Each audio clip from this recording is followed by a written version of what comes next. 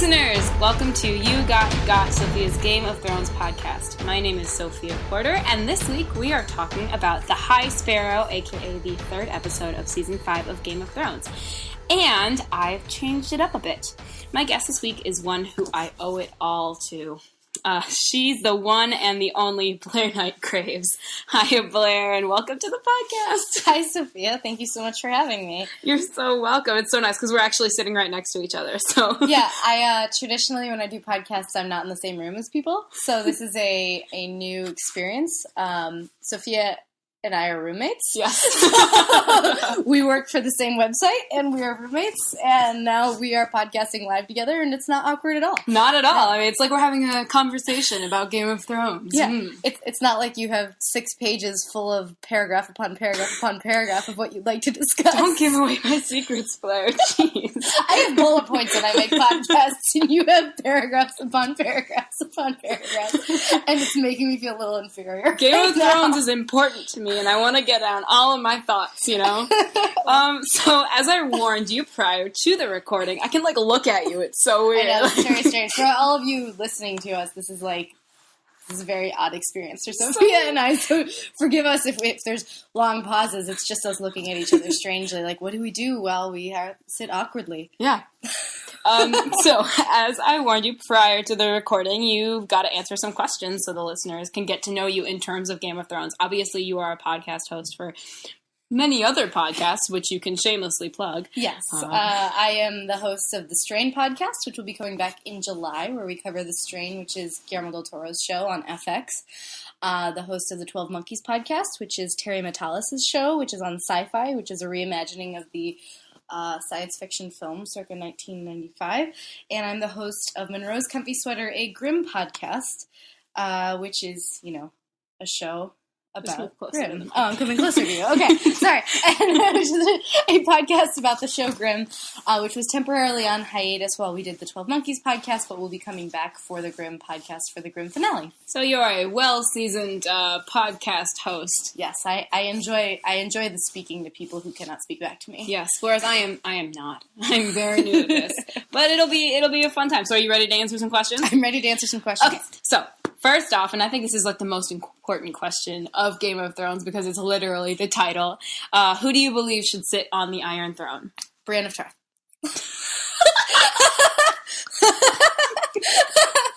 Okay.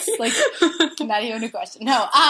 No, sorry. I did that to make you laugh. Yeah, of course you did. That's easy for you to do. I mean, this is a tough one because I was originally very pro Daenerys Targaryen, but I don't really like her as a leader. I liked her sort of as an overthrower of the establishment, but I don't know if I necessarily believe in her as a leader right now. I haven't really been seeing anything I like. I don't think she's necessarily any better than the people who she will be going against. So I'm a very confused person right now because I don't really have anybody who I think should be on the throne.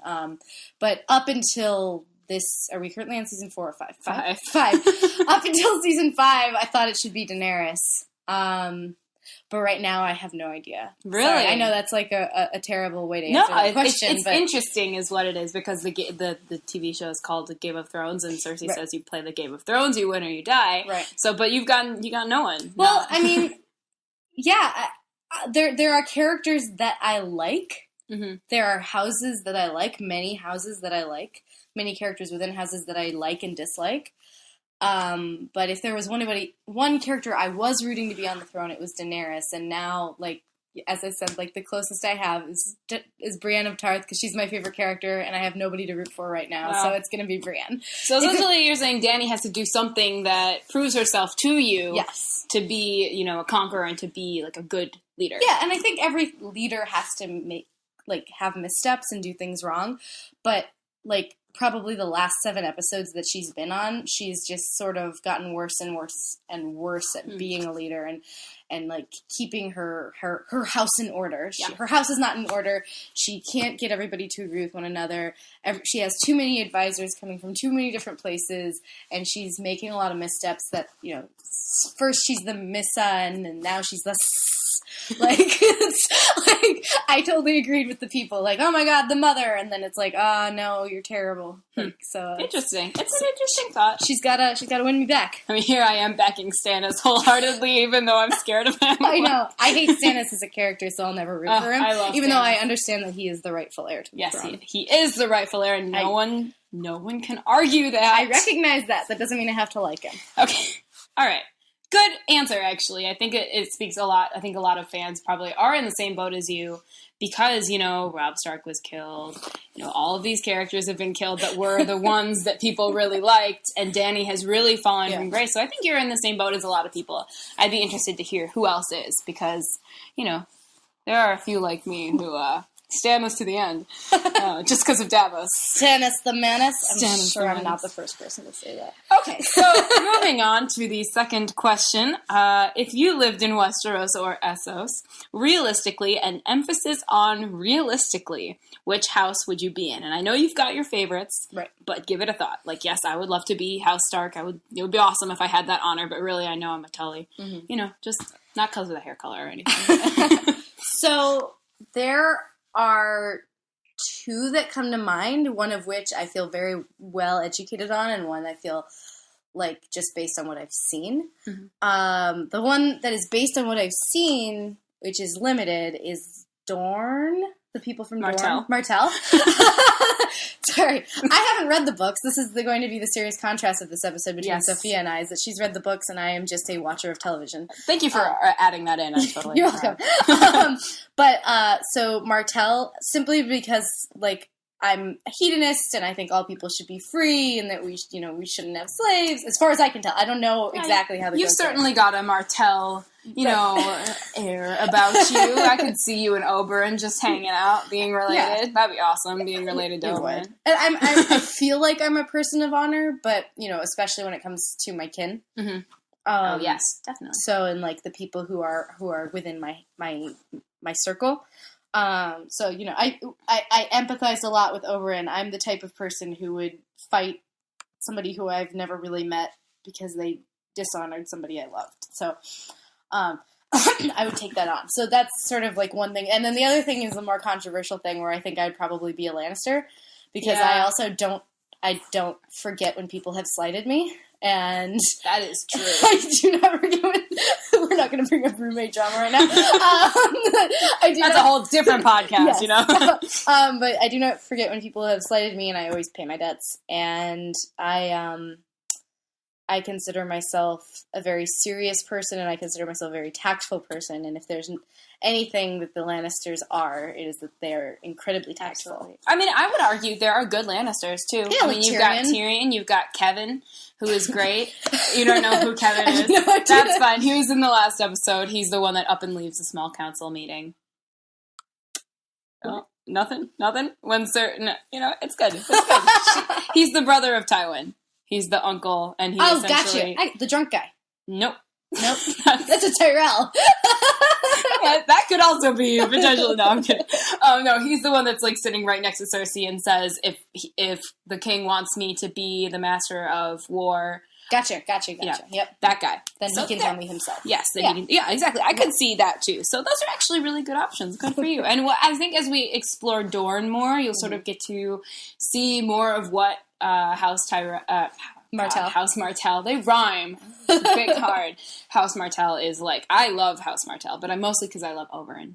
So I love Oberyn too. Yes. And that's what I feel a kinship with is the way that he sort of spoke and acted. I hate that they killed him off. That was the worst. I mean, you read the books. I did. I knew that was coming. I was sitting between my two best friends, and we were all holding hands, and we didn't speak for 45 minutes. We watched Silicon Valley, and as soon as Silicon Valley was over, we all just kept going, what?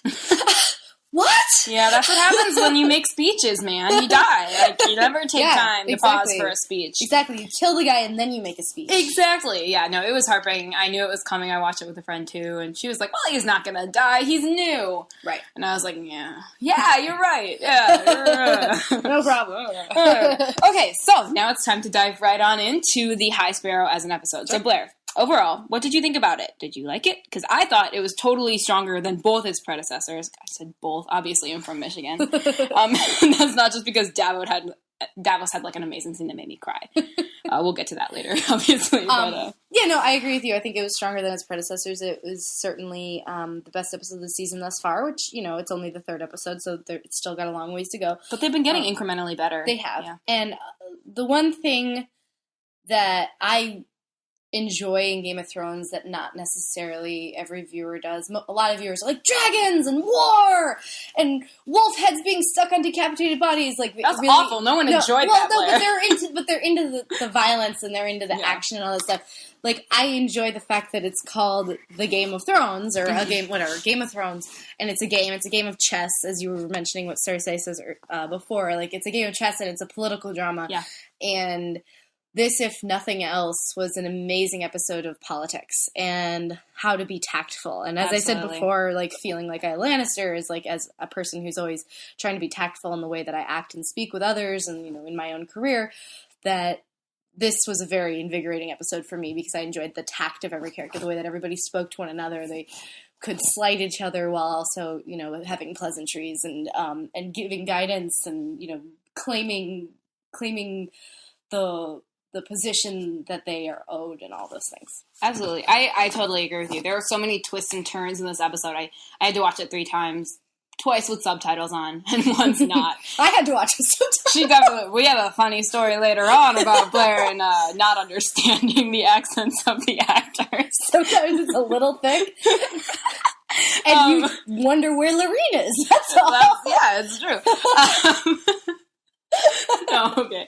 Anyway, okay, I totally agree, though. This not much, happened in terms of, physical... I mean, there were physical aspects to the episode, but there weren't many fights. It was much more just talking. Mm-hmm. And I love episodes like that. Mm-hmm. That's sort of like how the first episode was. Absolutely. And I loved that. I love the second episode because there was some greatness in fights and battles and all that. Yeah. But I much more prefer, the political maneuver episodes. I think this was a lot better than the premiere of this season, though. Mm-hmm. The premiere is all that's set up. Yeah. It was so much, hey, remember that? Yeah. And a little, I thought it was very dry, the premiere. Yes.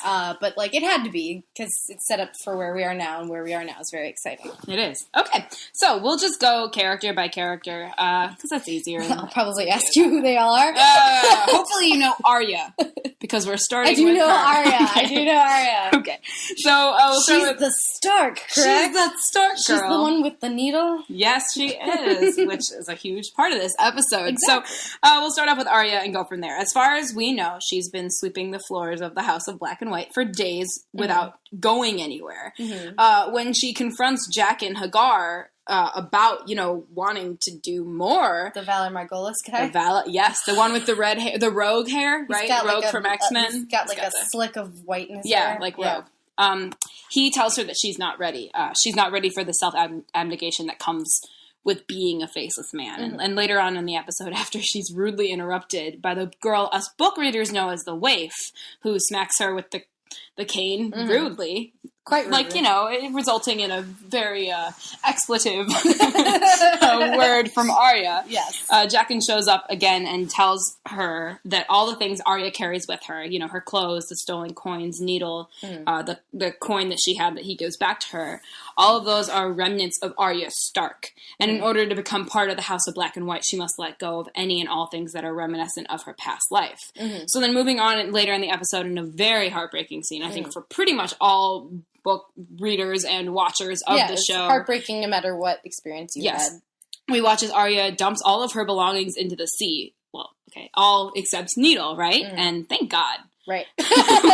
Literally, I mean, I read the books and I know she doesn't get rid of Needle, but they really made it look like she was going to. The way Maisie, was crying and just clutching it and looking at it, it just... Oh. She's been showing a lot of her chops as an actress between going to the Vale, I believe, to when Erie, when she laughs really, really hard, and then when she leaves the Hound to die, and then when she, this moment when she's giving up Needle, but then, then doesn't give up Needle. She really showed that she can portray a lot with very little. Yeah, and I think that's going to become even more important, knowing what I know, not trying to give away anything, it's going to become even more important, that aspect of acting, because, you know, the Faceless Men are super complicated, and the layers, I got confused reading the books. I was like, well, okay, who is Arya now? Right? I was like, okay, is she no one? Is she Arya Stark? And it's crazy. So I totally agree. Letting go of Needle, I feel like, would be letting go completely of Arya Stark. And that's sort of something that she wrestles with. And there's a huge emphasis on the Stark aspect of that, because we see Jon Snow dealing with the difficulty of legitimization in this episode as well, right? I was just gonna say, like, we're seeing a lot of callbacks to season 1 right We now. absolutely are, even with Sansa, which I'll get to later. Jon Snow tells Stannis he would rather be Lord Commander of the North than Jon Stark, Lord of Winterfell. And both Arya and Jon, to me, and I think to many viewers, have reached a point in their respective stories where they must choose whether to move forward with their lives or stay in the past. Right. And Arya chooses ultimately to move on, but she can't let go of the one thing that ties her to her past and to Jon, who she's always been closest with, right? Like, it was he who had Mikken, the blacksmith at Winterfell, forge Needle for her in the first place. Right. So I'm wholly glad Arya chose to hide Needle away instead. She's got quite a journey ahead of her, but to have a sense of home, you know, it would be really hard just to let go completely. And I think that that's sort of going to fuel her fire instead of douse it. Yeah, no, I agree with that. And it's good that she always can, where she is in the world right now, she can always find that sense of home somewhere nearby. That she knows Needle is there. She doesn't have to see it. Right. You know, she just has to know. She has to know. Yep. So I know the House of Black and White is really confusing. Yeah. But how do you like it so far? It's I don't know if you listened to last week, but it's my absolute favorite thing about Game of Thrones. I listened to last week while you were listening to yourself in the apartment the other day. I have to. I know. No, I have to hear how it sounds. I do it too. I listen to my podcasts every week after I put them up, but it was a very funny moment because, I have the opportunity to listen to the podcast right now because you were walking around listening to it. Yes, getting ready for my day, listening to myself. Yes, that's what you were doing. It was like 7 a.m. or something. That's my life. Yeah. Yep. But I'm enjoying the House of Black and White. Black and White? Yeah. You got it. So Sophia and I both have a background in television in terms of we both studied it in college. I'm still studying it. She's still studying it, but I studied it and I currently work in that world. Different, not Game of Thrones style stuff, but that would be the life. Right, one day. It's a dream. But if nothing else, I appreciate the cinematography a lot from this storyline through and through. Every time that we've seen Arya with the House of Black and White, everything is centered in the camera, which makes the viewer very uncomfortable because that's not traditionally what you do in modern television. Right. We have done that in the past in film and television, but usually when you use that tactic, it's meant to make something jarring, meant to make something uncomfortable, and make you to pay attention to it in a way that you otherwise wouldn't. So Arya seems to almost always be in the center of the screen. Needle's in the center of the screen. The two doors are in the center of the screen. The gods are in the center of the screen. Everything is in the center, and it's this really nice, tactful way to kind of make you really uncomfortable while you're watching. It definitely evokes a sense of, I have no idea what's going on. Exactly. Like, I don't know what's going to happen. Right. I don't know. It's all really dark. Right. And you have to sort of strain your eyes to see what's going on. And I think you're totally right in saying that. Like, it's beautiful. But it's also jarring. Yeah, and you have to force yourself to pay attention in a way that you don't really have to with the other aspects of the show. And so I think another reason that they're using that tact, though, is when, for instance, you're listening to the Valor Margolis guy, is what I call him. What is it? Jaqen. Is that, he's not natural to understand as an English speaker. Like, you do understand him, but you have to, fill in words for him. In your mind, you're always going, okay, that's what he's saying. He's just saying it in a different way. So I think that sort of emphasizes how uncomfortable that is and how strange of a land you're in, because the rest of the show is filmed so differently. Yes. So wow. I like it. Nice. So good. It's enjoyable to watch, but probably not necessarily for the reasons that everybody else is enjoying That's fine. I mean, I hope it gets more interesting. I mean, now Arya's on this track to becoming no one. Right. And that's that's my favorite part. I know I keep saying that, but like her story, she's actually made my like top five point of view characters in the books because of this story and because of the journey she goes through. So I'm really glad that they're lending it not only like the time it deserves, but the beauty that it deserves. Yeah. Because I think they're doing an excellent job of portraying it. Immediately when we step inside, I was like, yes, this is exactly what I pictured when I was reading it. And seeing all of the gods, the different gods, like R'hllor was so beautiful. The heart with the fire inside. Very pretty. Oh man, I loved that. So it forces you to pay attention when it's very quiet too, not just when they're speaking in a very strange way. Yeah, you can hear her sweeping. Yeah. You can hear the walking, and even the voices are really strained, like when they whisper to each other. Yeah, and a lot of that is just the placement of where everybody is. Absolutely. It's very well done. I agree. Yeah. I agree. Well, okay, now we're moving on. Arya's done. Look, you made it through one character. But now we're moving on to King's Landing. Yay! I love King's Landing. It's probably my favorite place in the show. It's all bright and happy all the time. No, it's just where the game gets played the most. You love this game. I love the game. I don't like. I'm that rare person who didn't really care for the penultimate last season.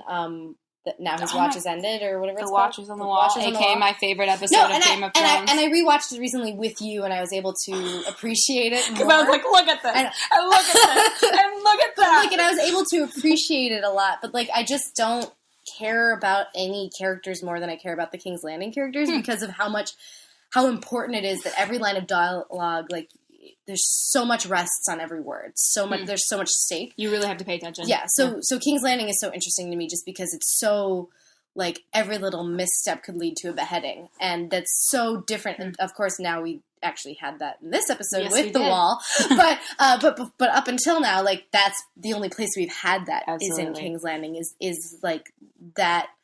You know, every little step you take could lead to your demise. And there are so many layers in everything that they're saying, and what they wear, and what they do, and how they drink, or how they step. It's very calculated. Yes. Everything that they do is super calculated, and I agree. I love the King's Landing stuff. Yeah. I mean, I love Cersei. Mm-hmm. I do too. She's wonderful. She's just she's so.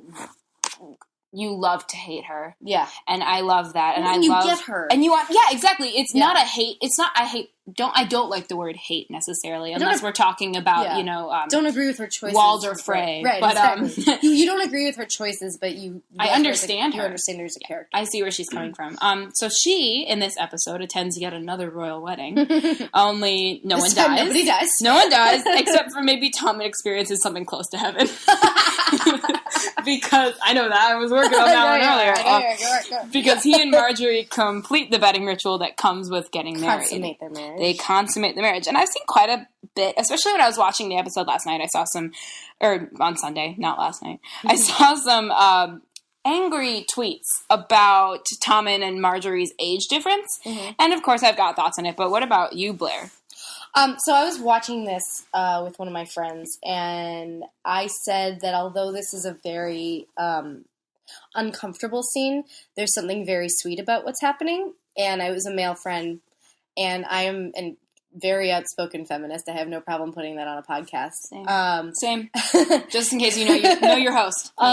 Yes. So, and he turned to me, he paused it because we were watching on HBO Go, which was awful on Sunday night. HBO, get your stuff together. Yeah, I was watching it live. I couldn't. But, so we were watching it, and he paused it, and he said, if the roles were changed, you'd be saying something very, very different.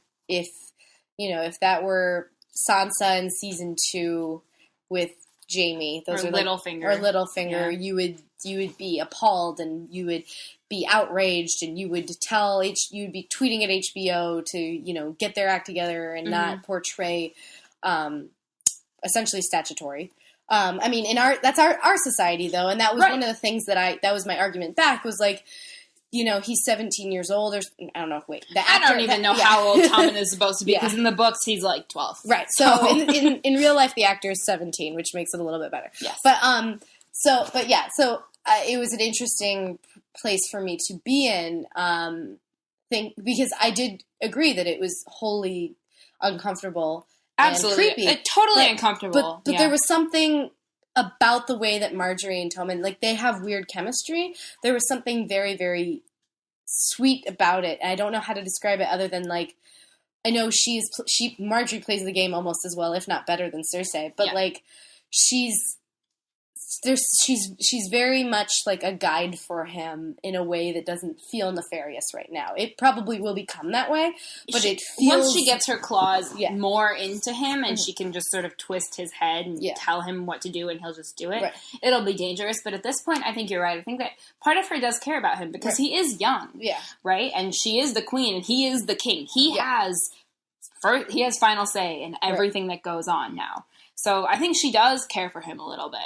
And it, like I said, in the books, you know, he's 12, and to bet a 12-year-old would be really gross. But in the show, they've definitely aged him up. And yeah, Natalie Dormer is a bit older than Dean Charles Chapman, who plays Tommen. But in light of all the crazy batshit events that go down in Westeros, I feel like this has got to be on the LITE side of things. I think the hardest part about that scene was knowing that Marjorie is sort of just using him for her power play. Right. Sure, she could care about him, but ultimately she wants to be in control. She wants to be the queen, as she states. Right. You know, it's the same way that Cersei was with Robert. Yeah, absolutely. It's totally the same way Cersei would. Parallels. Yeah. Parallels. And Marjorie demonstrates this when she asks, like, her power. She demonstrates her need for power when she asks Tommen why Cersei is still in King's Landing. And shouldn't Cersei... Hi. There's a dog. Hello. Shouldn't Cersei be in Casterly Rock? Like, after all, that's where the Lannisters hail from. Right. Hi. Tommen takes what Marjorie says to heart a little bit because, I mean, they've just, you know, they're in a very intimate moment, right? Yeah. And he tells his mother that she might actually be happier far away from the toils that come with living in the Red Keep. But Cersei, being the woman that she is, she always knows what's going on. I mean, she knows that Marjorie just wants to be queen. She picks up on Marjorie's toying with Tommen and goes to speak with her. And this scene... That scene is, I know, he's really cute. There's a really cute dog standing right next to me right now.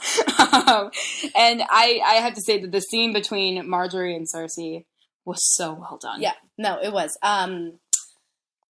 Natalie Dormer kind of came up in the Tudors. She did a very, very good job as Anne Boleyn.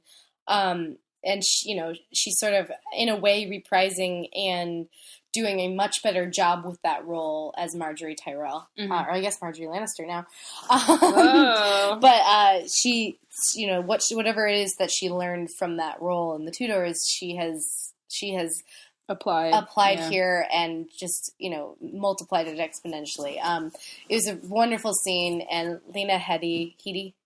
I say Heidi. I don't really. Cersei. I change it every time.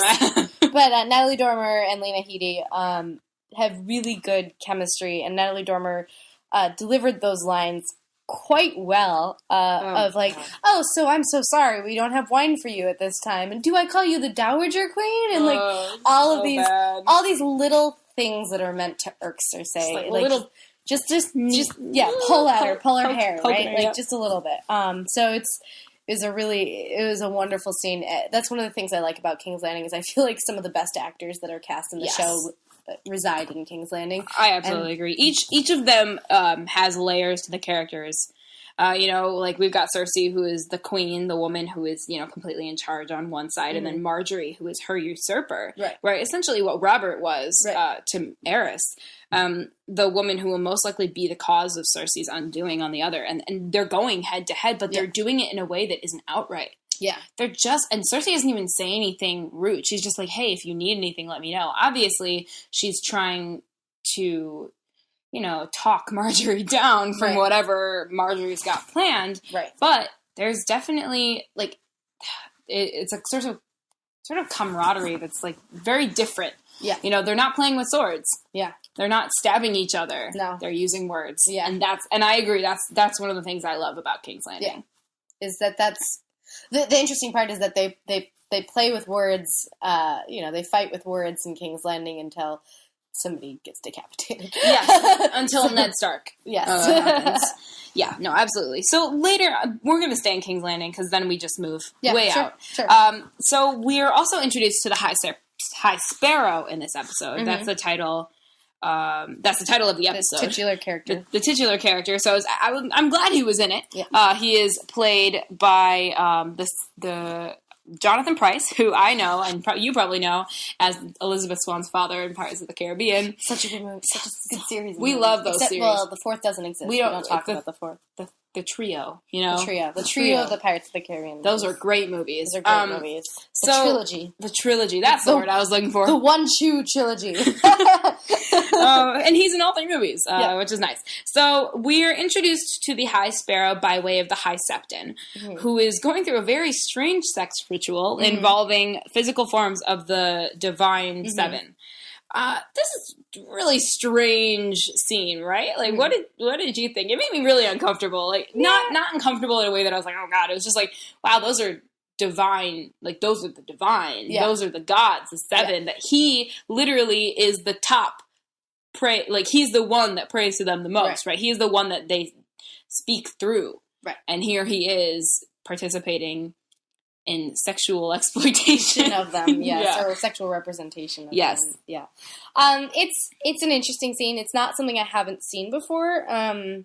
If you watch almost any movie about Greek mythology, whether that's the stupid 300 movie or... I mean, 300 was a great movie, but it was also a stupid movie.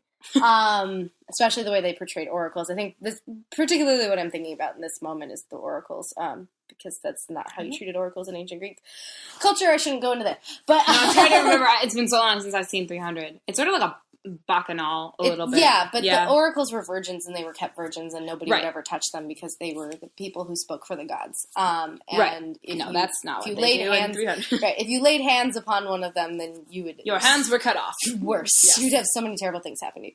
But so, it just sort of was, like, reminiscent of all of that stuff, that sort of shocker stuff. It wasn't, like... surprising. I think, like, the thing, again, going into the feminist stuff, the thing I found very interesting is they were very, they zoomed in very close on a female genitalia, but they chose not to show male genitalia. They showed his butt. Which was not a pretty sight. No. But they showed also seven women's butts. Right, exactly. No, it's not fair in any sense of the word. Yeah. It's definitely... Yeah, and I just think one of the things I like about HBO as a channel is that they tend to be a little bit better about balancing that. I mean, we have seen a lot of naked men so far in this season. Yeah, and you see him you've seen him in Boardwalk Empire and True Blood and stuff like that, but I actually weirdly feel like Game of Thrones probably shows them the least of all of their I think so too. Dramas. But, like, we don't need to harp on that. I'm just saying, like, it was an interesting scene. It's nothing I haven't seen before, but it was interesting. I really liked the portrayal of the seven, the way that all the women were dressed. The stranger really with the hair in front of her, braided in front of her face, I was like, oh my... That was great. That was really good. That was so pretty wardrobe. I was like, nice. So really good character design. Absolutely. I would love to go through and just sort of like see each, like character design for that, like what each seven looked like, especially the warrior, whichever one that was. Right. So the High Septon is rudely interrupted by the Sparrows, who are sort of just this. Another order under the seven who have just sort of started up on the streets. And they are commanded by the High Sparrow, Jonathan Pryce. So the High Septon goes to bellyache to the small council. He's like, they were rude to me, and I was helping these women. Right. Everybody knows what he's doing. Cersei's like, of course you are. And she throws him into the dungeons, which we learn after she has a conversation with the High Sparrow. And essentially she tells him that the faith and the crown are the two pillars of the world, and one cannot exist without the other. Which is some of the best wisdom. Cersei is a very wise character. Absolutely. But that's one of the most wise things she's imparted on the show, and it kind of truly shows her intelligence and her tact.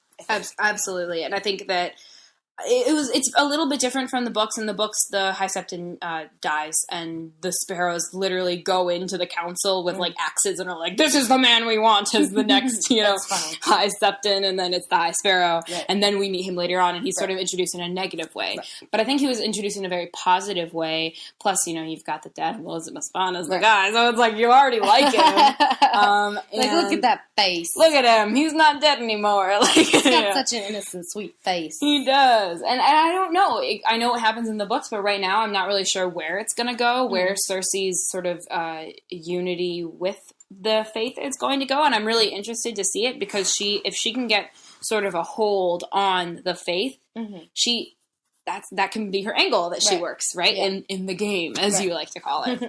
Game of chess. Yeah, no, I think that, Cersei is nothing if not tactful. So this is a good game.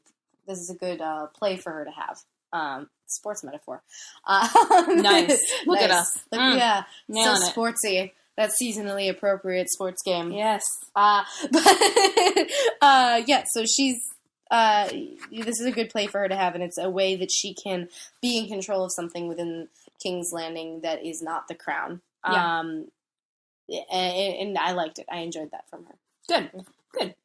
So we'll move north now to Winterfell because we're gonna go to the wall. No, that wall's later. I'm trying to go slightly in order of the episode. So finally, after what seems like seasons, we get to see Winterfell again being rebuilt. Mm-hmm. Only it's under the rule of evil Roose Bolton and his spawn of Satan's son, Ramsay. And Theon is there as well. This point, he's been reduced to such a low status that he doesn't even speak. His name is Reek, and he is sort of just experiencing the horribleness that comes with Roose Bolton and his sigil, which is the flayed man, essentially. They flay people's skin off, right? And it's gross. Yeah. We see it in the episode. Yeah. They're hanging there, flayed. And so Roose tells Ramsay that in order to keep the North, he doesn't have enough power to keep the North by himself. They're just not strong enough. Yeah. And in order to be strong, Ramsay must marry. Yeah. And Roose has... Which I honestly thought it was going to be, the first time I was watching it, I honestly thought that they were going to say that it was going to be Theon Greyjoy's sister. That's where my mind went. Yara in the show? She's Asha in the books, but they changed her to Yara in the show. Asha is the wildling. No, that's Osha. That's why they did it. Oh, okay. That's why they changed her name. Okay. Yara, is that what her name is? Yeah. Yara, Because Theon was standing there and sort of, listening and, being sort of, a servant. And, in my mind, I was just oh, my God, he's going to marry the sister. This is the best political thing that could ever possibly happen, and then something better happened. Yep. And if the smash cut to Sansa Stark didn't tell you that it was going to be her that Ramsay was being married to, Littlefinger telling her outright definitely did. And so for me, this is completely uncharted territory, and I think in the back of my mind, part of me knew that Sansa was headed somewhere awful. Kyle and I sort of talked about where she was going a little bit, but we never touched on Winterfell, and I think I just didn't want it to be this. Right. This is the worst thing that could happen. Right, because Roose Bolton stabbed Robb Stark. He was the one that literally whispers in his ears, the Lannisters send their regards, and stabs him through the heart. Yeah, which I didn't remember at all until you told me tonight that was the same person. So, it should have given it away when Sansa said, he killed my brother. But I thought... But he was one of the men in there. Right, exactly. He delivers the actual blow. Right. ugh. And that's, I'll take this as a quick moment to get up on my shoebox or whatever, soapbox, and say I am worried for Game of Thrones that it is going to become True Blood, because True Blood became, not that they're in any way, shape, or form similar quality. I would never say anything so poorly of Game of Thrones. But True Blood suffered greatly when it tried to incorporate too many characters too much of the time, and made them damn near, impossible to keep track of, because you only got a minute and a half with each character every episode by the time the last 3 seasons rolled out. And I felt like this episode did a really, really strong job of not doing that. Me too. We didn't see half the principal characters. Exactly. We didn't see Dany. We didn't see Jaime. Yeah. But I feel like recently I have felt a little bogged down, and there's a lot of faces to remember. And as somebody who did not read the books, that is some feedback I'd like to give to HBO, that even though I am a hardcore fan, there are still times where I'm like, who, what, when, why, why am I supposed to care about this person? So Roose was somebody who I literally did not remember. I knew that he was Ramsay. Of all the people not to remember. Well, I also didn't, the Red Wedding didn't really affect me at all. Which we just don't talk about. That's fine. It was a rough patch in our friendship. But, the Red Wedding it didn't do much for me, and it didn't shock me or anything like that. So, I can't believe Catelyn slicing that one. No, that part was pretty rough. The Catelyn part, I felt I had feelings about, but everything else was like, okay, these things happen on Game of Thrones, and Rob was a terrible actor, so I knew they were getting rid of him. We're not going to get into it. Anyway, Roose, I only remembered his face because he said to Ramsay, "Oh, you're a bastard. Oh, now I'm gonna make you a Bolton," and like that's all I remembered of that character. I'm just trying to move past the part where you said that Richard Madden was a bad actor. Okay, so moving on. She's holding her face. She's like clenching her face, trying not to. Anyway. Yeah, Ramsay's terrifying. So marrying Sansa to that guy who is like second on my least favorite character list. The guy who made Theon a eunuch. Yes, and who graphically let girls escape into the woods and then had dogs rip them apart. About that. Yeah, that's in The Lion and the Rose, man. That episode screwed me up. Big time. So it's essentially a bad deal all around. Yeah. But Peter for everyone involved, except for maybe Ramsay because she's really pretty. Yeah. I don't know. So, but Peter tells Sansa that there must be a Stark in Winterfell. I mean, he doesn't use those exact words, but essentially that's what he's saying. And she must somehow avenge her family, and this is really the only way to do it. Yeah. It's a power play. Yeah. Now Sansa is the one who has spent most time sort of lying in wait and observing the enemy. Yeah. In the books, Sansa plays a completely different role. She plays Peter's bastard daughter, pretty much. When we leave her in the Eyrie. Where we are now is far beyond where the books are in terms of her story. But that, for me, no.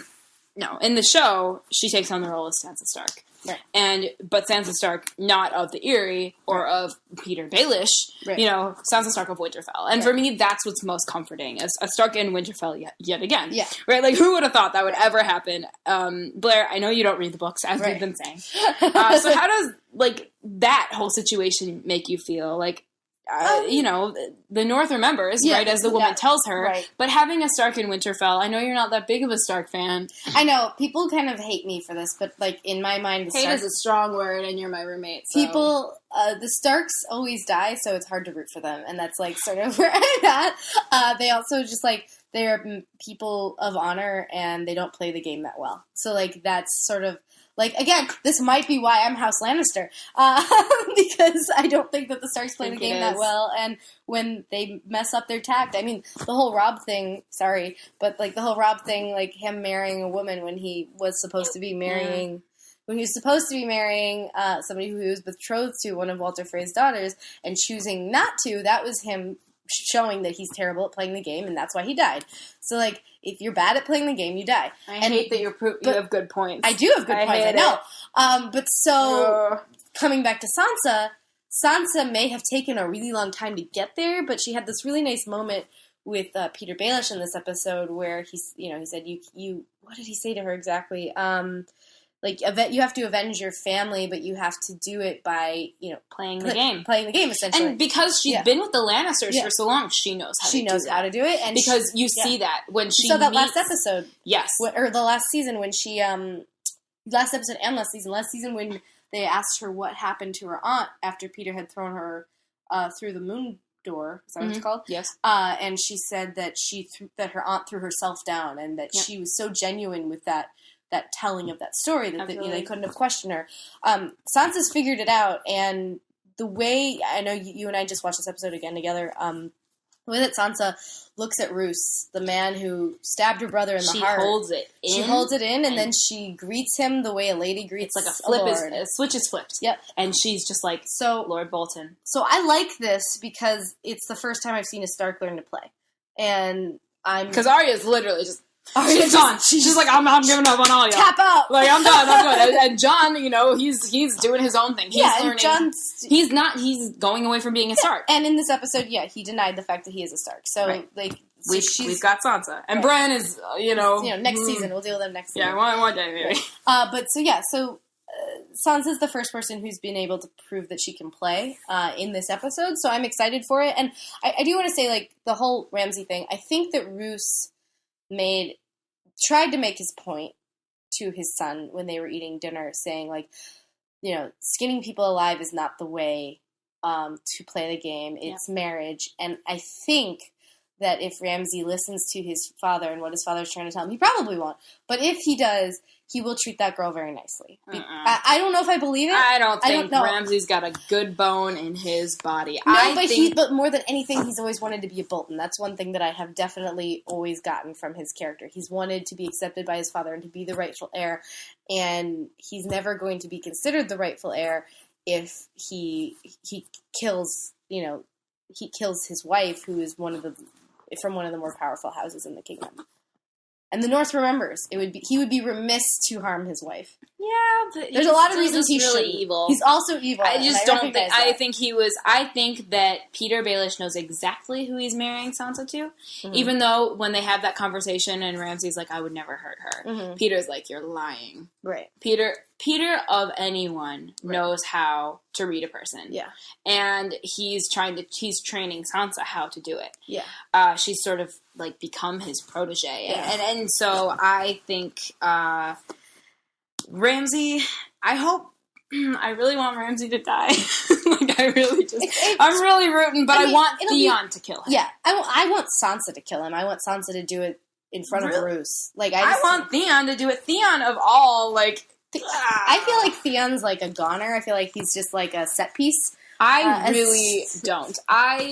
And this isn't just because I read the books, even though it slightly is, but I think that this story, you know, Sansa coming to Winterfell again, allows for Theon to become a hero again. Mm-hmm. He hasn't had a reason to be Theon. Mm-hmm. He only has a reason to be Reed to stay alive. Right. And that's it. Mm-hmm. But he sees Sansa, and this is a girl that he has known, like, he's practically his sister. And I think that it's going to give him, it's gonna sort of light his fire a little bit, and he'll start to sort of come back because, you know, and he'll be revealed. I mean, he actively avoids Sansa's gaze when she walks past him. Mm-hmm. But I think it's going to get to the point, you know, the North remembers, and I think maybe Sansa and Theon are going to somehow team up and kill Ramsay and right in front of Roose and skin Roose alive. That's what I'm hoping. That'd be great. I mean, I love Roose because he's super evil, but yeah, like, he's a well-drawn character. He is such a well-drawn character, but I'm ready to see the Boltons get their just desserts. Yeah. Okay, so moving on, it's Brienne's turn. Hey, and I know we've got a huge Brienne fan here, as Blair so succinctly stated that she wanted Brienne to sit on the Iron Throne. So do you sort of want to tell our listeners what happened with her in this episode? Brienne was awesome, and she just proved it again. That's all. So for those who don't know, Brienne is my favorite character by far. I like a tough female character. I like a female character that can kick butt. And I also like female characters that have a lot of dimensions. And I think that this episode is a good example of her having a lot of depth and a lot of background. She apologizes to Pod for being a terrible master after he tells his story of all of his previous masters, and he keeps saying, "No, you've been teaching me. Nobody's ever taught me. You're the one who's teaching me what honor is and like how to follow a code, a moral spectrum." And then she tells Podrick, her squire, that she's going to train him, and then tells him the very heartbreaking story of how she grew up as a homely-looking girl. And although she was from would it be a house of power? Is that what you would call it? Yeah, the Tarts. Yeah, the Tarts were. Yeah. Yeah. No. Well, yeah. They're a house with some leverage. Yeah. I guess. And not really anymore. Yeah. But they were at a time, and she was a homely girl, and all these boys pretended to try to court her so that they could marry her, and so she could go be married to a lord because she's a lady, and they all treated her terribly. And then Renly, they called her names and made jokes, and she was about to cry. And then Renly, whom she saw be killed by the shadow that Stannis sent to him. Melisandre sent it to him. Stannis was not. Quick to defend. I'm sorry to be so vulgar, but it was Stannis' semen that made that shadow. But he wasn't quite sure what he was going to do. That's true. He did warn Renly. Sorry, that was very vulgar. But that's all right. So I swear a lot on this podcast. Okay. It was fine. And that Renly, whom she served as his knight, Kingsguard, was very kind to her and told her not to cry, and again explained to her how to play the game and how this is the thing I love about this show. It's you in the game. Yeah, it's me in the game. It's all about the game. And Blair could play the game, obviously. And for those of you who spend time on 4chan, you just lost. But subtle dig there, Blair. Subtle dig. Yeah. So she explains to Podrick the first time that she learned how to play the game, and then that was the first time she set her loyalty. And she set her loyalty to Renly, and then she's gone from person to person, being loyal from person to person of somebody who shows her a great kindness. Yeah. And so that's sort of where we are with Brienne, and that was something that I loved about her, because I love her loyalty. I love her morals. I love how she lives by a code. Yeah. Incidentally, the thing I liked about Dexter for 4 seasons was the whole code. For 4 seasons, though, that's the obvious 4 seasons. Yeah. Well, because there's a point right after that when he starts, going off deviating from the code. Yes, which is when I stopped liking the show. I like characters who live by a code. And Ned Stark lived by a code, Blair. Ned Stark did live by a code. But Brienne, I thoroughly enjoyed her in this episode. If you follow me on Twitter, I'm at Blair Loves TV. That's Blair with an E. You'll see. I have a place where you can plug yourself later on. I know, Blair. but you'll see that more than 2/3 of my tweets are about Brienne, even if she's not in an episode. Most of our conversations are about Brienne. It's true. She's always like, "You hate her." I'm like, "Blair, I've never outright said that I hate Brienne of Tarth. I think she's incredible." But apparently, I don't talk about her that often, and that means I don't like her. Yeah, no. But so that's she told the story of when she started being so moral and so and when she developed her code. Absolutely. And so I thoroughly enjoyed it. It wasn't action packed. It was just a conversation with her squire, whom she's now teaching to be a knight and to be a fighter. And it's just I love how honorable she is. I really do too, and I love that they brought it back through Renly, because he's one of my favorite characters. Gone too soon. I can't believe I love Stannis because he killed Renly. And I'm not some conflict of interest. I really, really do. It's only Davos that I really love. I would love to see Davos on the Iron Throne, but he doesn't want that, so I don't want that for him. So I'm not quite sure how I feel about Brienne wanting to kill Stannis, because essentially she says at the end of this that a shadow with a face killed Stannis. And although shadows can't die... Killed Renly with Stannis' face. Killed Renly. Although shadows can't die, men can. Yes. And she wants to kill Stannis Margolis. I feel like Stannis is becoming a more sort of sympathetic and understanding character as it goes on. Absolutely. And so it's sort of hard for me to see anyone want to kill him at this point. Right. But I also want to see Brienne in action and avenging Renly's death, because I loved Renly so much. Right. And to me, it seems like everything is going to come to a head in the North. Yeah. We had the Wall last time, and we had Blackwater in season 2. But Roose Bolton, Littlefinger, and Sansa are already in Winterfell. Right. Brienne knows that that's where they're going and is following them. Kind of hanging out on the edge of the mountains. Yeah, because she can't outright ride into Winterfell and be like, "Hello, I'm here with my banners." And Stannis is planning to launch an attack. So, on Winterfell, he wants to claim Winterfell. So who knows? But I think that the season finale of 5 is going definitely to end in the North. Yeah. Which I'm glad for. I want to see the North get taken again by good people. We spent so much time in King's Landing and the Wall, frankly. I'm ready to go back to the North. I am too. We were at the Vale for a little while, but, I'm ready to be back in Winterfell, where it all began. It's all coming around. It's all coming around. This episode's been very good at callbacks. I absolutely agree. So we talked a little bit about Stannis, but now we're going to talk about him a little more. Okay. Because halfway through the episode, we finally get to see his ruddy old face, and I don't know if it's just me, but I think he looks really good. And then in this season, Stannis has just gotten more attractive to me. You're looking at me like I'm crazy, but like honestly, I think that he's a very good looking guy. But we can move on from that. I just wanted to put my 2 cents in about Stannis Baratheon. So essentially, Jon tells Stannis that as much as he appreciates the offer, he is going to remain as Lord Commander of the Night's Watch. He owes it to them to do so. He was just elected, and he can't just up and leave. Right. Stannis says to Jon that he actually plans to march on Winterfell soon, so that he could take it, so he would give it to Jon. Right. Yeah. He plans to march on Winterfell within the fortnight, and Jon was saying, that Castle Black can't continue to feed Stannis' men, themselves, and the wildlings for long. And Stannis is like, well, don't you worry, like, I'm leaving. Right. And Jon should be careful with both the wildlings and the rest of the Night's Watch, because not all of them wanted Jon as Lord Commander, especially Alliser Thorne. Right. And then... Who's the guy who doesn't stand up for his friend later? Yes. Okay, cool. Yes. And then... this is how I watch Game of Thrones, everybody. This is why we should watch Game of Thrones together all the time.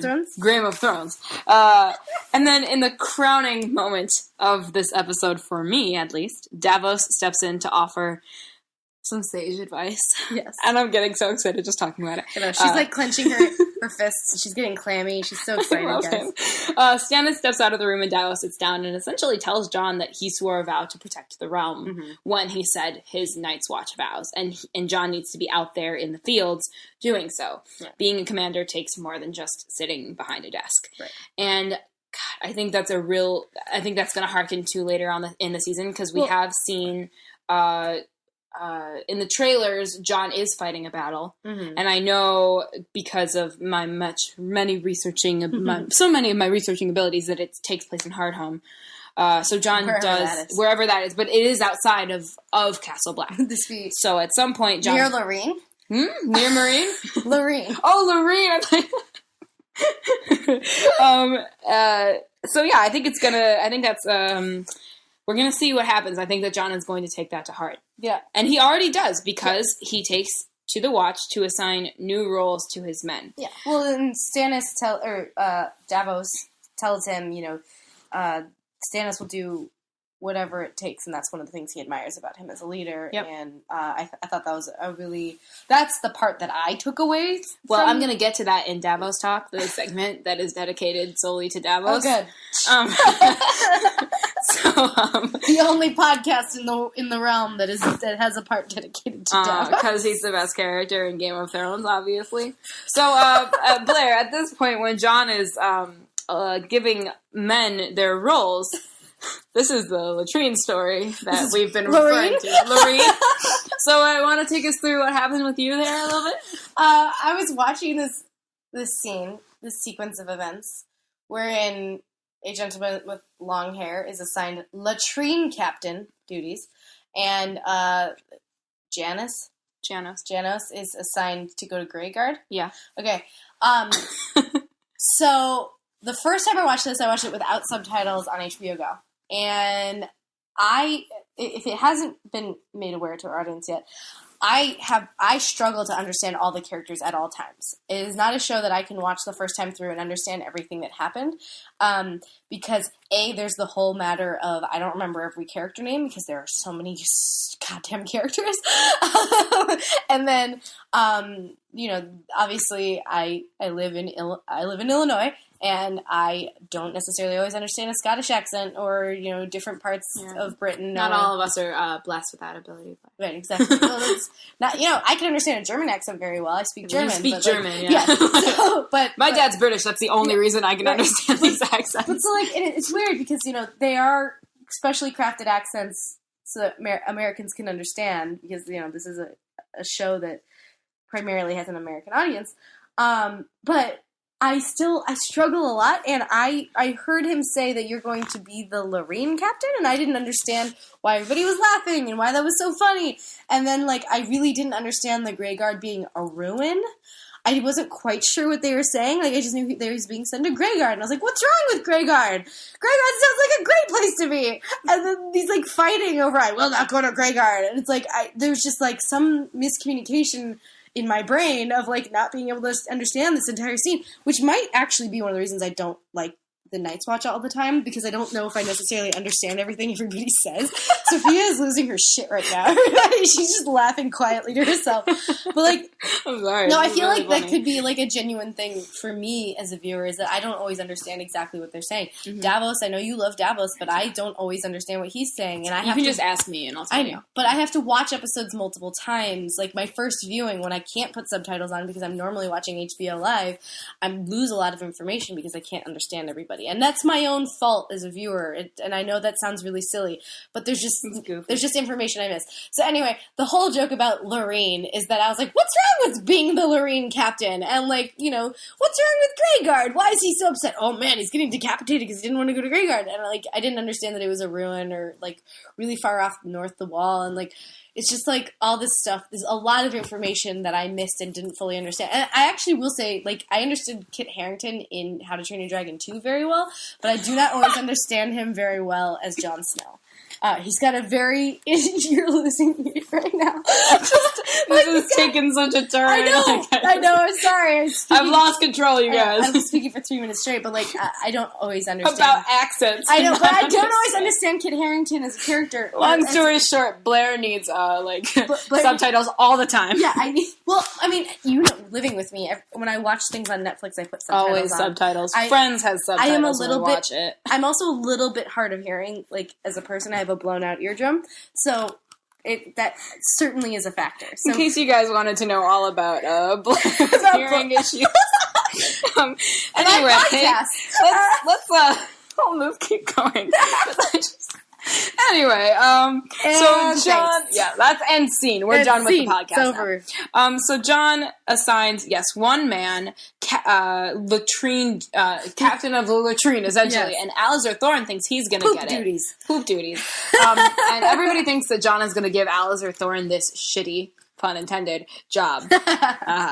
But instead, he elevates Alistair Thorne to be First Ranger, which is a huge honor. Well, because you said this when we were watching, he responds to power, but he's also he is a tactful John, fighter. Alistair. Alistair is a tactful fighter, and he's a good leader. And the Watchers on the Wall, man, he leads them to not victory, but almost. John actually is into victory, but Alistair Thorne cuts down a lot of people. Yeah, and he's a major player, and he's a good leader. And John recognizes that. Yeah. And that's what's really important about John learning a little bit from Stannis and learning from Davos, obviously. So then John tells Janos Slynt, no one's favorite character. Alistair's sort of buddy that stands up for him during the elections, that he is being moved to Greyguard, and Janos is very unhappy with that. He essentially tells John that he has no right to just parade around issuing orders, except he does because he's the Lord Commander of the Night's Watch. He calls him a boy, which is a bastard, and and then John tells his men to bring Janos outside. And everybody thinks that Alistair Thorne is going to, stand up for Janos and go down swinging, but essentially he moves aside and lets Janos get taken, and then John executes Janos himself. And I think that this was a huge turning point for John. Yeah, this is between this episode and last week's episode, this is the first time I've really liked Jon Snow as a character, and I know again that that's an unpopular opinion. It took me some time to grow to him too. I reading him in the 5th book actually, and this is a lot of stuff that happens in the final books. So, and that's where I started to love John as a character as well. I feel like Kit Harington has become a much better actor over time. I feel like the Jon Snow character was underdeveloped in terms of the actor, not in terms of the writing, for a long time, and so I didn't really feel for him. Yeah. And I think, rewatching the Watcher on the Wall? The Watchers on the Wall. Watchers on the Wall. Rewatching the Watchers on the Wall with you, and, watching it together, I started to appreciate him a little bit more. But up until that point, I never really had. And this season, obviously him as a leader coming into his own, him sort of reflecting the lessons that his father taught him, like all that stuff. I feel like Kit Harington is doing a lot better job of the subtle parts of Jon Snow. Like, you know, Cersei, Lena Headey, like, does so much with her face. Like, she's so much subtlety to her acting, the way that her lip quivers when she delivers a line, or her she's got a furrowed brow. We never really got that with Kit Harington as Jon Snow, and this is finally an episode where you see the character Jon Snow resisting his own desire to have mercy on somebody and do what's right. And there was so much subtlety in that performance that it made it like really easier. You really think that he's not going to swing the sword and behead Janos Slynt, but he's got Stark blood in him. Yep. And the man who passes the sentence must be the one to swing the sword, just as Ned Stark, his possible father, said. Jon needs to gain respect of the Night's Watch, and people that have disrespected him as boldly as Janos Slynt did need to be taken care of and put in their place. I think that more than calling him a bastard, because like everybody calls Jon Snow a bastard, is the fact that he called him a boy. That I think that was the moment, because he's not. Because you see in the Kit Harington performance, you see that as you just dug your own grave. Yes, absolutely. I think it's a huge sign of Jon's transformation that while he's been confronted with killing someone in cold blood before, he really hasn't done it except for Corin Halfhand back in season 2. It's okay. We're not going to get into it. I just made a face at Sophia like I had no idea what she was talking about. Yeah. Kyle would get it. No, I'm kidding. But now he's on Kyle on the podcast all the time. Gosh. I can't do that. But now Jon's in a position of power, and he's really got to prove himself. And I think absolutely it makes him more interesting to see what he's going to do with this power and to see how he's going to wield the wildlings, to see how he's going to deal with Stannis, because Stannis sort of gives him a head nod at the end of it. I don't always enjoy Stannis as a character because I didn't. All right. I will say, like, I'm sorry, it's just me getting up on my platform all the time. I don't feel like they. That's half an hour of this episode. Is Blair on her platform? I don't feel like they introduced Stannis in a good way. He's burning the Seven in the first scene we ever see. He's burning the Seven. He's talking to Melisandre, who's a fine character but a terrible actress. And, sorry, I think she's awful. She has no range. She does one thing and one thing only. We're not here to douse the actors of the show. We're here to support it. I know. But he's doing all these terrible things. He's sending the...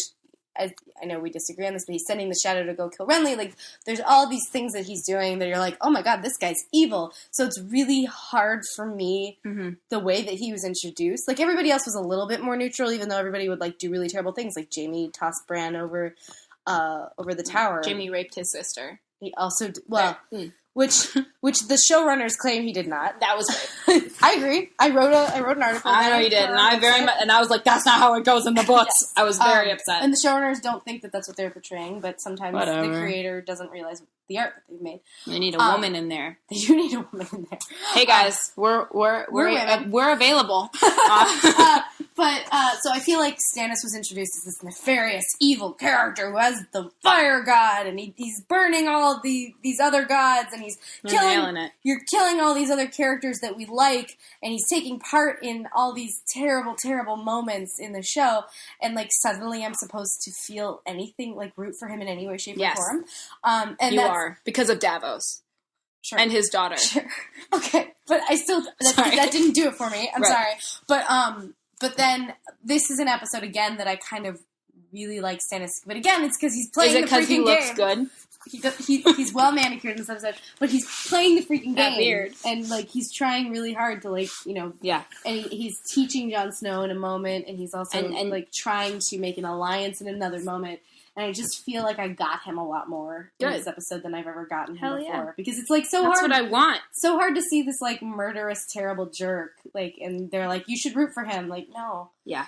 No. I think Stannis, I warmed up to him when essentially he didn't let Melisandre kill his daughter. No, when he doesn't let Selyse, his wife, kill his daughter. Yeah. No, I agree. And I think that you see sort of bits of humanity in Stannis when Melisandre isn't around and when Selyse, his wife, is not around. Yeah. But at the same time, he's got a lot he's got more to go, and to win over watchers of the show is gonna take a lot. Yes. So hopefully Davos can help with that. Okay, we're moving on because this has been the longest overview of an episode ever. Tyrion and Varys have made it to Volantis. Is it Volantis? I can't remember. Near Khaleesi. And all Tyrion wants to do is walk around. So they do. He's going mad. He's been in boxes for a really long time. He's so tired of being in boxes. He's had to put his poop outside of poop holes. Thank you, Blair. Thank you.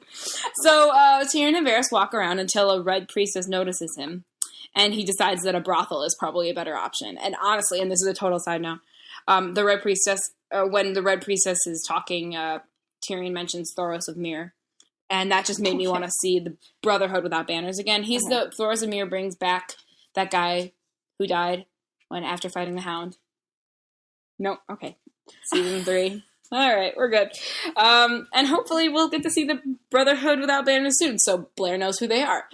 At the brothel, Tyrion talks a prostitute into sleeping with him, while all the other men fawn over one dressed as Daenerys. Only Tyrion cock-blocks himself. Yeah. And I think it's because she looked like Shay. I think it has a lot to do with Shay. Yeah. And he slips away. Unfortunately, that was not a smart thing to do because Jorah, who we haven't seen in this season, who has been drinking himself into a stupor at the very same brothel, sees the dwarf and kidnaps him, saying that he is going to take him to the queen. And all I have to say is I'm upset because this is the one thing I wanted them to deviate from the books with. I wanted to see Varys, Tyrion, and Jorah teaming up, and Jorah not being a dick. But unfortunately, I don't think that's going to happen because in the books, it pretty much pans out the exact same way, except Varys isn't there. Varys does not go to Meereen or over the Narrow Sea at all.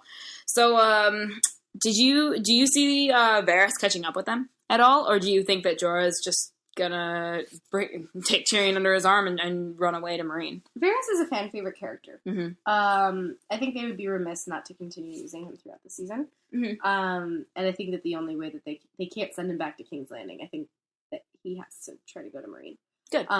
That's my only opinion of that matter. That's fine. I honestly, because Kyle's not here, we don't have to talk a crazy amount about Varys and Tyrion because he loves those two characters. Oh, I love them too. They have amazing chemistry, but we've talked about it. We've almost exhausted the topic. I will say that Varys is it's a perfectly good face. It was a very funny. Absolutely, very funny line.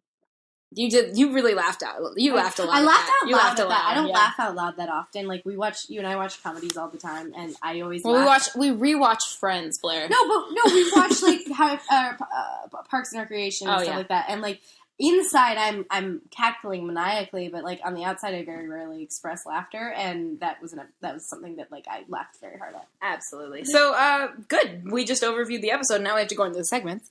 So we'll start with Davos talk, and as you guys know, I'm a big lover of Davos and his salt and pepper beard, and just want to play with it. But I do. It would be a really fun thing to play with. And I definitely yelped a little when Stannis left the room and Davos didn't, and instead sat down to sort of talk to Jon, because Jon does sort of need a sage character in his life.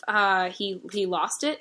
He's lost all of them, and he's had many, and they've all died. Exactly, and so when Davos says just one man's opinion, I was like, actually, you're exactly what Jon needs, and it's obvious that Davos thinks very highly of Stannis, but a lot of the time Stannis seems slightly above everybody else. He's really hard to sort of read and understand because he is Azor Ahai reincarnate, not the right god. It's fine. So Davos sort of acts as the humanizing aspect when it comes to the rightful heir. I don't know, and you were sort of getting into this a little bit, but do you think that Davos has anything to do with sort of making Stannis a more likable character? Yeah. So, Davos is a character that I would never have known the name of until, you and I moved in together, and we watched Game of Thrones together, and I realized that he was a character that had a name. And I know that offends you, but, he was somebody who, we just got here and there. I really liked his scenes with Stannis' daughter. Shireen, yeah. Yeah, where he was learning how to read and all that. And, obviously I knew he had a name. I'm kidding. But, she's just trying to hurt me. He's not a character that I would have paid all that much attention to. But I do think that he does sort of apply this humanizing aspect to Stannis. But at the same time, he makes Stannis all that much more terrifying, because I remember an episode where he showed his hand to somebody and he said, Stannis did this to me and I still follow him. And like, says a lot about Stannis' leadership. Yeah. And so because that was at the moment, was one where Davos started to respect him. Right. Because, I don't know if you know the story, Davos was a smuggler. Right. And got caught. I remember that. And then Stannis was like, yo, man, I'm going to cut off your fingers, but I actually really like you, and I think I need you as an advisor. Right. But, the crime has to fit in the punishment. Right. So. Yeah. So I like Davos and Stannis a lot. I think that they have really good chemistry, and I think that they offer a lot to each other. So yeah, I think that he does humanize Stannis. That's a very good way to put it. Yeah, because in the books, he's he's the only point of view character we see from at wherever Stannis is. You don't get Stannis' point of view? You don't get Stannis. So you see Stannis through Davos' eyes. Interesting. And I think that they did a really good job of that in the show as well. In season 2, we sort of see Davos, and he's like, you're burning the gods. Like, why are you doing that? And he's like, well, the Red God is the only God. Or Melisandre says that. And so I think it's really important that they're doing sort of a similar thing in both book and show, because I always got excited for Davos's chapters. I don't know, maybe I should just force you to sit down and read his chapters. Now I really understand why you like Davos, because I did not know that he was the only perspective character. I was like, why does she like this random guy? I'm celebrating very silently right now, but I'm so excited because that's my goal. I just want people to sort of start to understand why I love Davos so much and how important he is actually to the show. He's not just a one-off character that could be killed. Yeah. Like, I would scream. Well, I will say, as a TV viewer, he does not come off as that important. Maybe the conversation with Jon sort of helped. That helped a little bit. Yeah. I mean, no, there's been multiple. There's the book reading part. There's the part where he shows his hand cut off. There's definitely been one other thing that I can't remember right now.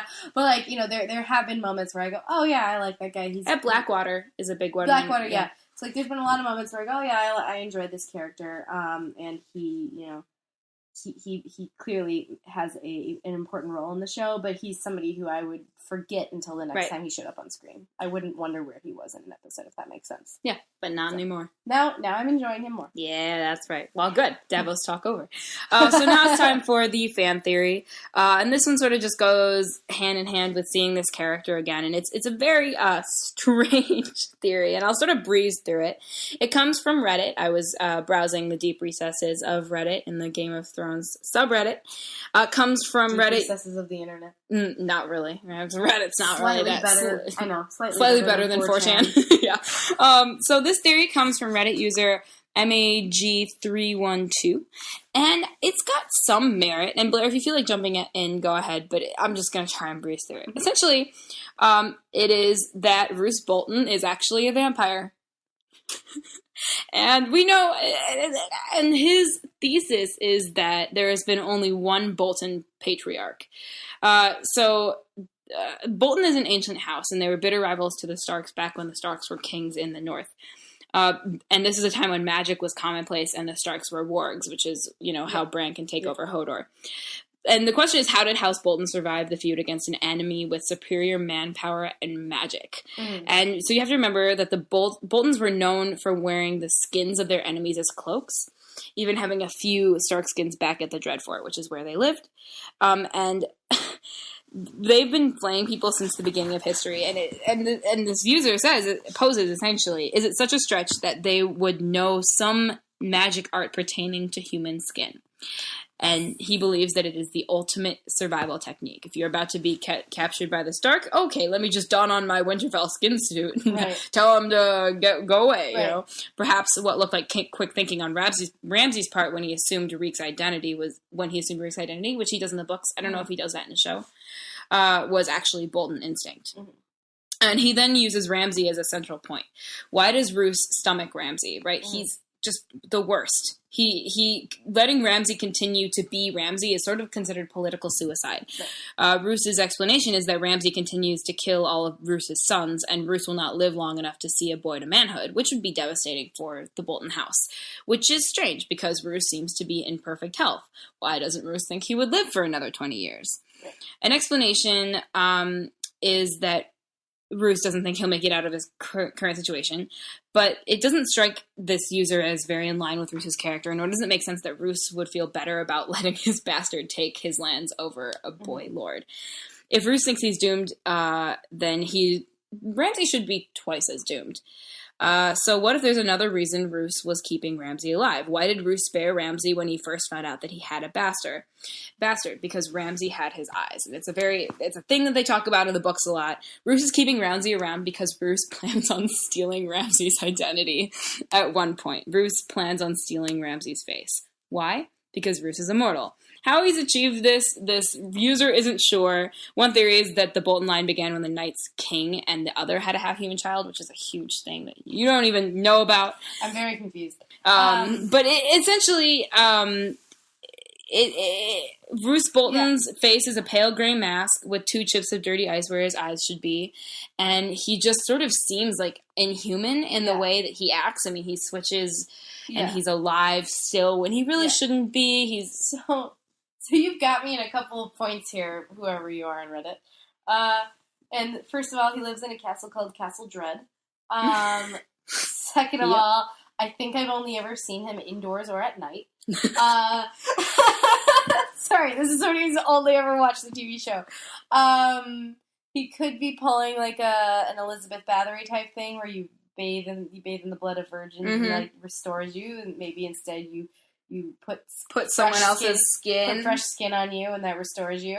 And then the whole Ramsay thing, it's like a Morgan story. In it's like a Flemeth Morgan story in Dragon Age. Yeah, so there could be something there. I mean, wargs exist, White Walkers exist. Why not vampires? Dragon mothers. Dragon mothers. People she survived flame, man. People who are immune to fire. So anyway, it's an interesting theory. It's what I came across and just laughed outright because it's just so funny. Like, of all the people, Roose Bolton to be a vampire. Okay, so that's the fan theory. I'd love to know what you guys think. Let me know. And now it's time for the showdown, which is essentially where I talk about one major difference in the books and the show. And this is an obvious choice for me. And I won't go into any spoilers because really there's nothing I know about in this because it's the whole Sansa marrying Ramsay Bolton thing. Okay. Because in the as far as I know, and I didn't read the Winds of Winter Sansa chapter because I want to read it all. Like, I don't want to have one chapter and just like read it and then wait for the next one. I just don't want to torture myself. But essentially, we leave Sansa in the Eyrie as Elaine. Elaine's She's going by a different name. She's the bastard of Peter Baelish. She doesn't tell the people that. She's Sansa Stark. She says she's Elaine, and Elaine Stone, that's her name. And so the fact that, now she's going back to Winterfell is so huge, and I don't honestly know what George R. R. Martin is planning, but for me, it's such uncharted territory that I have trouble wrapping my head around it because we haven't seen a Stark in Winterfell for so long. Since like season 1. Yes, exactly. So for me as a book reader, this is totally unknown. Right. And I like it. It was so shocking because it's just awful and I hurt for her so much. But as far as a showdown goes, I guess it's sort of like, well, I gotta wait for Winds of Winter to come out and sort of see what George R. R. Martin has planned. But I still think that it's a really interesting departure from the books. For show readers, for show watchers and book readers to sort of experience this together, for us not having anything on you. Yeah. Like, I think that's really nice. Yeah, that's what I'm enjoying most about this season thus far, is like book readers keep being shocked and I keep going, haha, enjoy it the way the rest of us do. Yeah. Yeah, this was definitely shocking. Yeah. And so I kind of am enjoying the deviations from the book so far. There hasn't really been one that I'm really upset about. I'm upset that they stuck with the books when it comes to Jorah. But other than that, like, I'm actually really enjoying it, and I like being surprised, and that's what I love about Game of Thrones. I didn't read the Red Wedding before I watched it, and to me, that's still one of the most effective episodes. So yeah, that's sort of the showdown, and now it's time for closing. It's time for the beard rating. I sort of briefed you on this slightly before. Just a little bit. Essentially, you rate the episode in terms of beards. Last week, I gave it an 8.5, which is a Ned Stark. Had the sideburns, it had the mustache. It just needed to grow a little bit more. And this week, I'm actually going to just go all out, give it a 9, and say it's a Davos. Because... Oh my god, she's laughing. I was gonna say it's like a Tyrion. Tyrion's rocking a really good beard right now. Tyrion is. You can say Tyrion. It's a Tyrion for me. It's a Tyrion. It's a Tyrion for her. It's a Davos for me. Davos worked this episode, and Tyrion's beard does look really good. Yeah, it's top notch. It looks great. Pro. So Great Blair, beard great beard game. The game of beards, essentially, is my rating. It's my rating system. All right, Blair. So how can the listeners find you? You can find my writing on tvbinges.com, which is a website that Sophia and I both write for, that I am the associate editor for. I'm her assistant. It's true.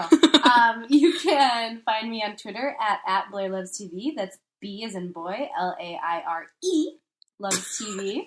That's Blair with an E. I try to emphasize that at all times. Blair with an E, guys, in case you didn't get it the first time. And then, or the second. If you're a big sci-fi fantasy fan, you should check out my podcasts, the 12 Monkeys podcast, the Strain podcast, and Monroe's Comfy Sweater, a Grimm podcast. And you all can find me at YouGotGotPod on Twitter. And if you have any questions or general comments, you can email me at YouGotGotPodcast@gmail.com. And if you feel so inclined, you can follow my personal Twitter at Sophia M. Porter. And Sophia is spelled Sophia, because I've definitely never said that before. And until next week, you guys, I don't really have a closing statement this week, so Bala Dohairis. Brienne and Pod, Brienne and Pod, Brienne and Pod.